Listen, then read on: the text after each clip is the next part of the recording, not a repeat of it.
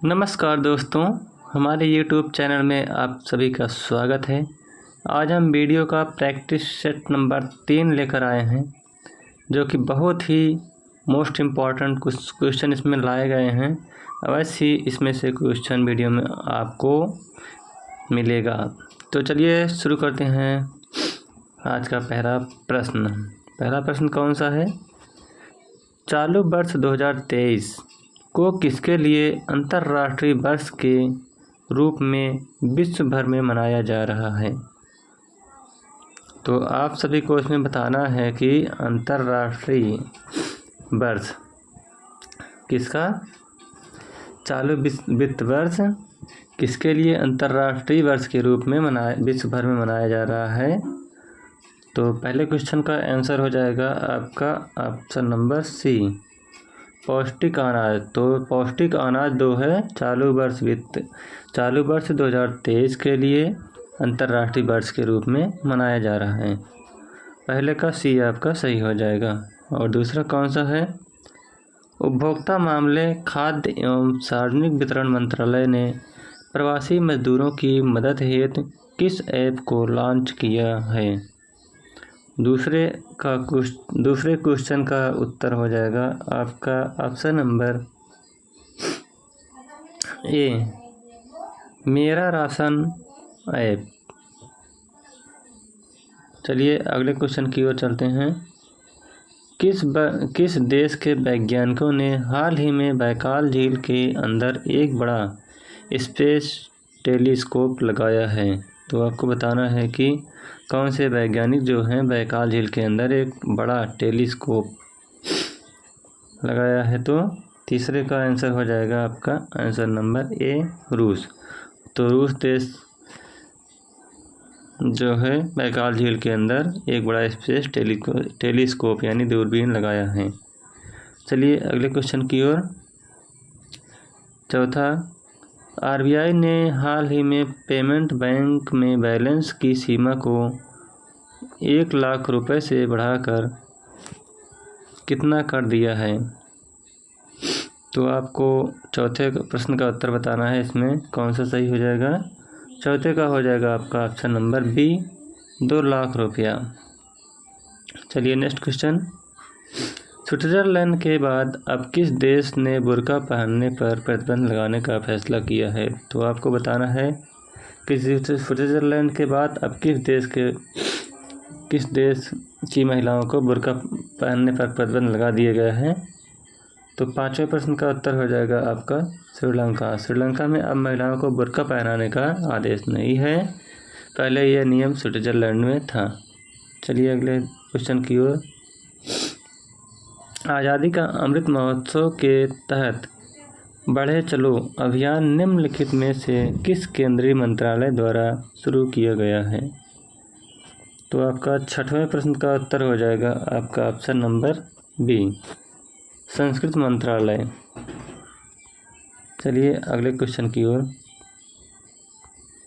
अगला क्वेश्चन कौन है? 7वां, हाल ही में कौन सा स्थान पंजाब का नया 23वां जिला बना है?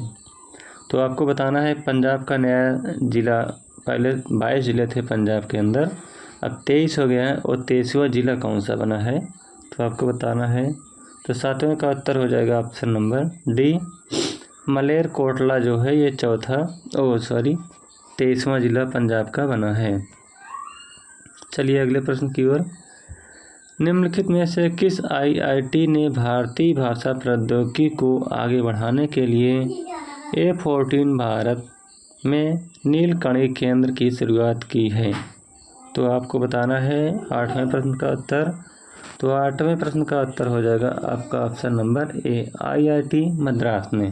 ठीक, नेक्स्ट क्वेश्चन 9वां है, हाल ही में डिजिटल बाढ़ रिपोर्टिंग प्रणाली का इस्तेमाल करने वाला पहला राज्य कौन सा बना है? तो डिजिटल बाढ़ रिपोर्टिंग प्रणाली वाला सबसे पहला कौन सा राज्य बना है? तो इसमें 9वें का हो जाएगा आपका ऑप्शन नंबर बी, असम। चलिए अगला प्रश्न 10वां, भारत का पहला कृषि निर्यात सुविधा केंद्र कहाँ स्थापित किया गया है?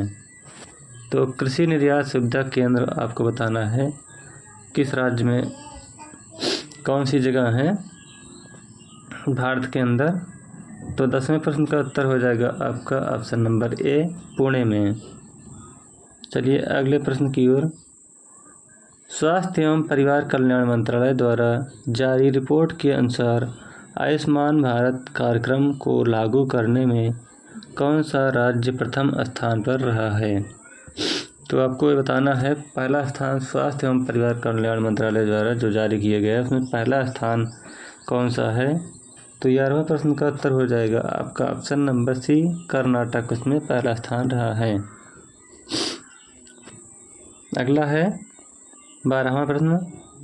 किस राज्य सरकार द्वारा घर पर कोविड मरीजों में के इलाज की सुविधा के लिए संजीवनी परियोजना की शुरुआत की गई है। तो आपको बताना है संजीवनी परियोजना की शुरुआत किस राज्य ने शुरू की है। तो 12वें प्रश्न का उत्तर हो जाएगा आपका ऑप्शन नंबर बी, हरियाणा सही हो जाएगा। अगला है मोहाली हॉकी स्टेडियम का नाम बदलकर किसके नाम पर रखा गया है। तो आपको बताना है मोहाली स्टेडियम जो है उसका नाम बदलकर किसके नाम पर रखा गया है। तो 13वें प्रश्न का उत्तर हो जाएगा आपका option number B, Balbir Singh senior उसका नाम रख दिया गया है। अगला है किस राज्य सरकार ने अस्पताल में बेड की ऑनलाइन बुकिंग के लिए अमृत वाहिनी ऐप लॉन्च किया है। तो आपको बताना है अमृत वाहिनी ऐप जो है वह किस राज्य की सरकार ने लॉन्च किया है। 14वें प्रश्न का उत्तर हो जाएगा आपका ऑप्शन नंबर सी, झारखंड।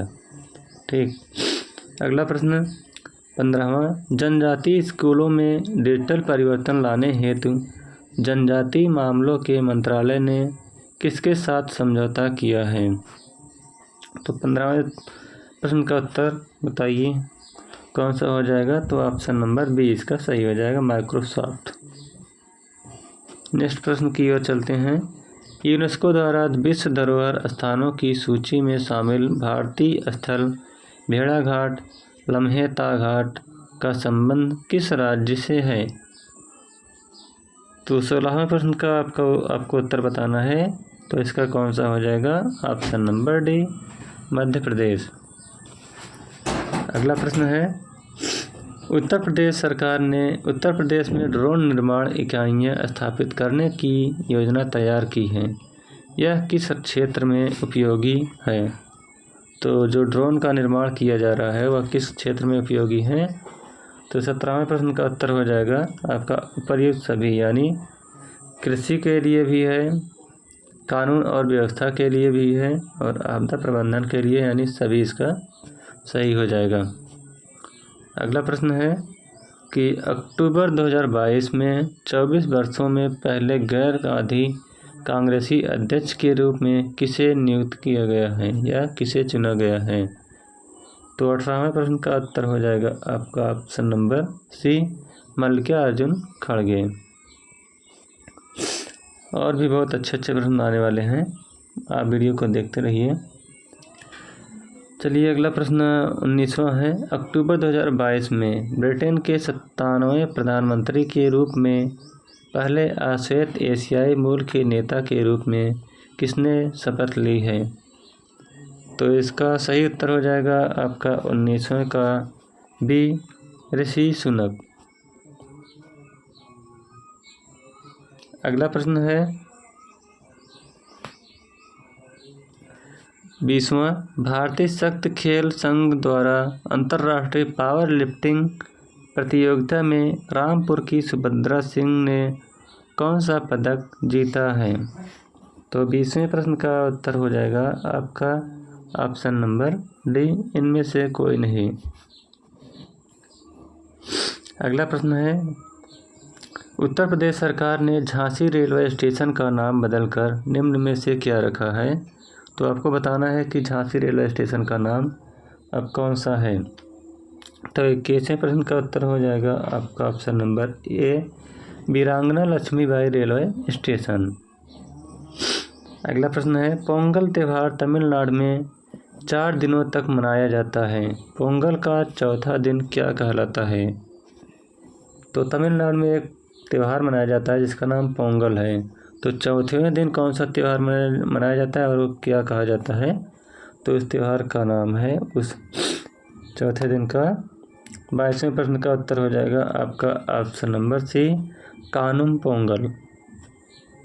अगला है, निम्नलिखित में से कौन सी अकादमी ग्वालियर में तानसेन समारोह आयोजित करती है?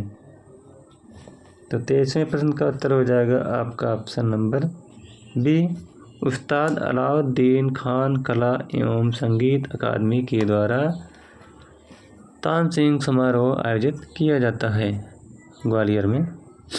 अगला है 24वां, 32वां बिहारी पुरस्कार 2022 पंचरंग चोला पहर सखीरी के लिए किसे प्रदान किया गया है?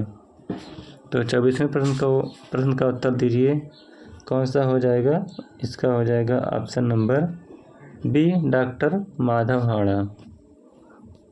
अगला प्रश्न है, प्रतिवर्ष विश्व पृथ्वी दिवस कब मनाया जाता है?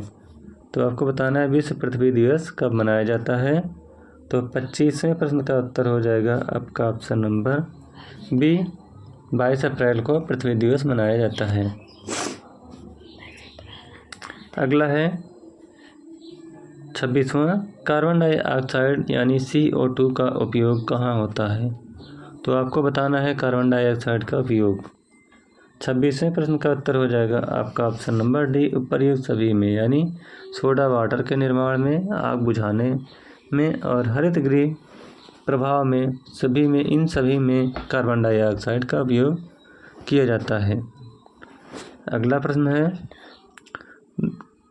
देश का पहला कृषि आधारित सोलर पावर प्लांट है जो कहाँ है? इसका उत्तर सही क्या होगा? इसमें आपको कोड के माध्यम से मिलान करना होगा। तो पहला है राजस्थान के जयपुर में, दूसरा है इसकी स्थापना PM कुसुम योजना के तहत हुई, और तीसरा है हर वर्ष लगभग 17 लाख यूनिट बिजली का उत्पादन करेगा। तो 27वें प्रश्न का उत्तर आपको बताना है। तो इसमें आपका हो जाएगा ऑप्शन नंबर डी, 1, 2 और 3, यानी इसमें आपको पहला, दूसरा और तीसरा सही हो जाएगा। अगला प्रश्न है, भारत का पहला श्रमिक आंदोलन संग्रहालय कहाँ स्थापित किया गया है? तो आपको बताना है कि श्रमिक आंदोलन संग्रहालय की स्थापना कहाँ किया गया है। तो 28वें प्रश्न का उत्तर हो जाएगा आपका ऑप्शन नंबर ए, केरल में। अगला है, उत्तर प्रदेश के अनुसूचित जातियों में लिंगानुपात सर्वाधिक किस जनपद में है? तो आपको अनुसूचित जाति में बताना है कि सबसे अधिक लिंगानुपात किस राज्य में है। तो 29वें प्रश्न का उत्तर हो जाएगा आपका ऑप्शन नंबर बी, आजमगढ़ में। अगला प्रश्न है, उत्तर प्रदेश शासन की आय का सबसे बड़ा भाग प्राप्त होता है। तो कहाँ से सबसे बड़ा आय प्राप्त होता है या भाग प्राप्त होता है?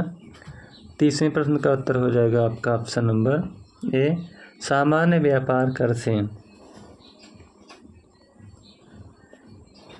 अगला प्रश्न है, सैरा नृत्य बुंदेलखंड क्षेत्र के किस जनपद में लोकप्रिय है? तो आपको बताना है सैरा नृत्य बुंदेलखंड के किस क्षेत्र के अंतर्गत आता है। 31वें प्रश्न का उत्तर हो जाएगा आपका ऑप्शन नंबर डी, यानी ललितपुर, झांसी और हमीरपुर, यह सभी जगह प्रसिद्ध है। अगला है, इनमें से कौन सा सुमेलित नहीं है? तो आपको बताना है इसमें कौन सा सुमेलित नहीं है। तो 32वें प्रश्न का उत्तर हो जाएगा आपका ऑप्शन नंबर सी। इसमें आपको अनुच्छेद 56 राष्ट्रपति शासन, ये सुमेलित नहीं है, इसका हो जाएगा 356 में। इसके बाद ऑप्शन जो ए है, अनुच्छेद 280 के अंतर्गत वित्त आयोग है। अनुच्छेद 252 में राष्ट्रपति शासन का उल्लेख किया गया है। अनुच्छेद 60 यह राष्ट्रपति, इसमें शपथ का उल्लेख किया गया है।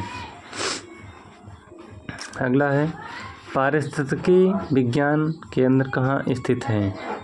तो 33वें प्रश्न का आपको उत्तर बताना है, कौन सा सही हो जाएगा। तो 33वें प्रश्न का उत्तर होगा option number A, Bengaluru. Bengaluru में पारिस्थितिकी विज्ञान केंद्र स्थित है। अगला है, इनमें से कौन सा सही सुमेलित है। तो पहला है पिसिकल्चर कॉकों का अध्ययन, आपको सही बताना है। ये तो गलत हो गया, ये मछली के अंतर्गत आ जाएगा। पिसिकल्चर मछली का अध्ययन। सेरिकल्चर ये मत्स्य पालन का अध्ययन, ये भी गलत है क्योंकि सेरिकल्चर यह दूसरे के अंतर्गत आता है। पोमोलॉजी फलों का अध्ययन, यह सही है। और हॉर्टिकल्चर यह पक्षियों के लिए नहीं है, बल्कि यह हॉर्टिकल्चर या सब्जियों के उत्पादन के लिए है। अगला है 35वां, अमीरों की तुलना में गरीब बचत करते हैं। तो किसकी बचत करते हैं और कैसे। तो 35वां प्रश्न का उत्तर आपका हो जाएगा ऑप्शन नंबर बी, यानी अपनी आय के अपेक्षाकृत छोटे हिस्से की बचत करते हैं। अगला प्रश्न है, भारत के संविधान में किस संशोधन के अंतर्गत वस्तु एवं सेवा कर यानी जीएसटी लगाया गया है। तो आपको किस संविधान संशोधन के अंतर्गत जीएसटी लागू किया गया है। तो 36वें प्रश्न का उत्तर हो जाएगा आपका ऑप्शन नंबर सी, अनुच्छेद 101 के अंतर्गत जीएसटी का प्रावधान किया गया है, यानी संशोधन। अनुच्छेद नहीं, संविधान 101वें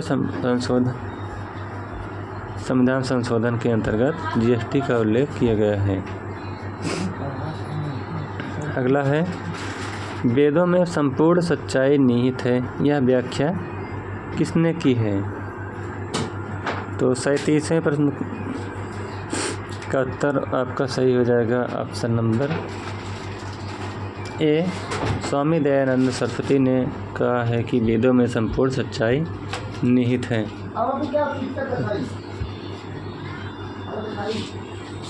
अगला 38वां है, कूका नामधारी आंदोलन के नेता कौन थे। तो आपको बताना है कूका नामधारी आंदोलन के नेता।